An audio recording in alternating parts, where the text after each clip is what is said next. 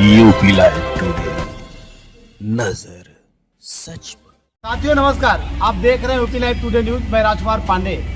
इस समय हम बस्ती जिला अस्पताल में हैं, बस्ती जनपद के जिला चिकित्सालय में हैं, जहां हम बात करेंगे डॉक्टर अनिल श्रीवास्तव जी से। आपको बता दें कि डॉक्टर अनिल श्रीवास्तव जी एक अच्छे चिकित्सक के साथ साथ अनेकों सामाजिक संस्थाओं से जुड़े हुए हैं, जिन पे हम वृद्धों के चिकित्सा को लेकर और बढ़ते वृद्धा आश्रमों को भी लेकर बात करेंगे। तो आइए बात करते हैं डॉक्टर अनिल श्रीवास्तव जी से। सर, हमारे समाज में राष्ट्रीय बुजुर्ग स्वास्थ्य देखभाल ऐसे कार्यक्रमों की आवश्यकता क्यों पड़ी? देखिए, इस प्रकार के कार्यक्रमों की आवश्यकता कभी न थी और ना ही होनी चाहिए थी। आज का जो परिवेश है वो अपने आप में इस तरह से हो गया है कि अपने बुजुर्गों के बारे में अपने ही परिवार के लोग कुछ सोचते नहीं, उनका ध्यान नहीं रखते और उनकी एक उपेक्षा के ही दृष्टि से लोग देखते हैं। और ये नहीं सोचते बच्चे कि इन्हीं बुजुर्गों की वजह से आज वो अपने पैरों पे खड़े हुए हैं और इन्हीं के कर्मों का फल है जिससे कि वो आज दुनिया भर के चीज़ें भोग रहे हैं, दुनिया भर की चीज़ों की प्राप्ति किया उन्होंने। लेकिन उन्हीं बुजुर्गों को जिनको आज उन बच्चों की आवश्यकता है, उनके परिवार के लोगों की आवश्यकता है, उन्हें पास रखने की आवश्यकता है, उन बुजुर्गों को दूर कर दिया जाता है।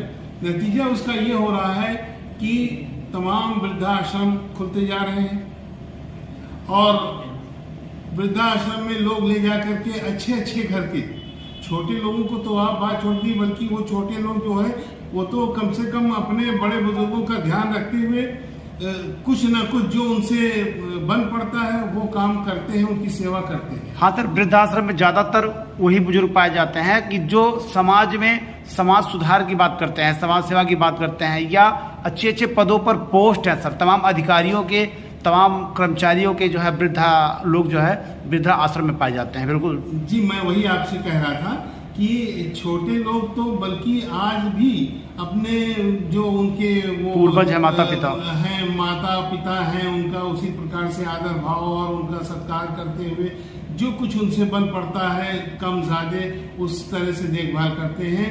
जबकि जो एलिट क्लास है, जी बिल्कुल, जिसको आप सभ्य समाज कहते हैं, हाँ बिल्कुल, जो आप के सामने दुनिया भर की बातें करते हैं, शिक्षा देते हैं, वक्तव्य देते हैं हर जगह, जी, वो लोग अपने माँ बाप को अलग अपनों से कर देते हैं और उसके पीछे बहुत सारी सामाजिक सर, क्या प्रमुख कारण आता है सर? जब हम लोग का बचपन था तो दादा दादी के गोद में ही बचपन बीतता था, बड़े होने के बाद भी उन्हीं के सराहने जो है हम लोग सोया करते थे और जब तक सर पे तेल नहीं लग जाते थे तब तक नींद नहीं आती थी।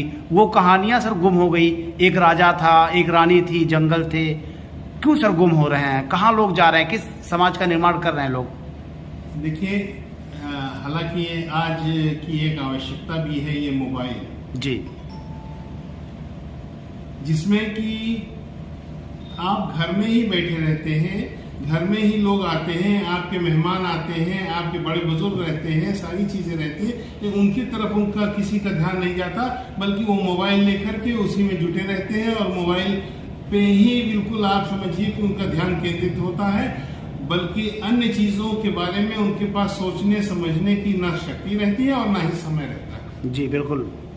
तो सर, क्या गार्जियनों को, अभिभावकों को, क्या बच्चों को मोबाइल से दूर रखने की आवश्यकता है या कैसे सुधार लाया जा सकता है सर?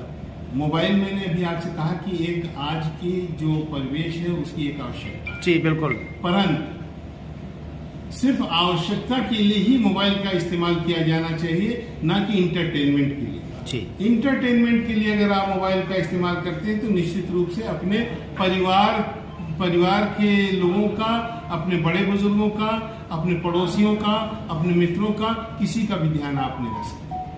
अच्छा सर, ये राष्ट्रीय बुजुर्ग स्वास्थ्य कार्यक्रम के तहत क्या ये सभी जिलों में या सभी स्वास्थ्य केंद्रों पर चलाए जाते हैं? क्या कुछ प्रोग्राम चलता है ये? जी, इसको चलाने की आवश्यकता इसीलिए पड़ी, जो अभी मैंने आपसे जिक्र किया कि समाज में इस तरह की चीज़ें फैलती चली जा रही हैं और इन वृद्धाश्रमों में तमाम बुजुर्गों को आप देखिएगा, हर वृद्धाश्रम में बुजुर्ग पड़े हुए हैं और उपेक्षित रहते हैं। वहाँ भी वृद्धाश्रमों के बारे में भी मैं आपसे कहना चाहूँगा जी जी कि पूरी व्यवस्था एक किस्म से नहीं होती है जो कि बुजुर्गों के लिए होनी चाहिए। जी। अच्छा सर, क्या कुछ संदेश देना चाहेंगे आज के युवाओं को, क्योंकि सर एक अच्छे चिकित्सक के साथ साथ आप अनेकों सामाजिक संस्थाओं से जुड़े रहे, आपको हमेशा सामाजिक कार्यों के, बेहतर कार्यों के लिए, अच्छे क्षेत्रों के लिए जो है सम्मानित किया गया, क्या कुछ सर संदेश देना चाहेंगे युवाओं को? देखिए, मैं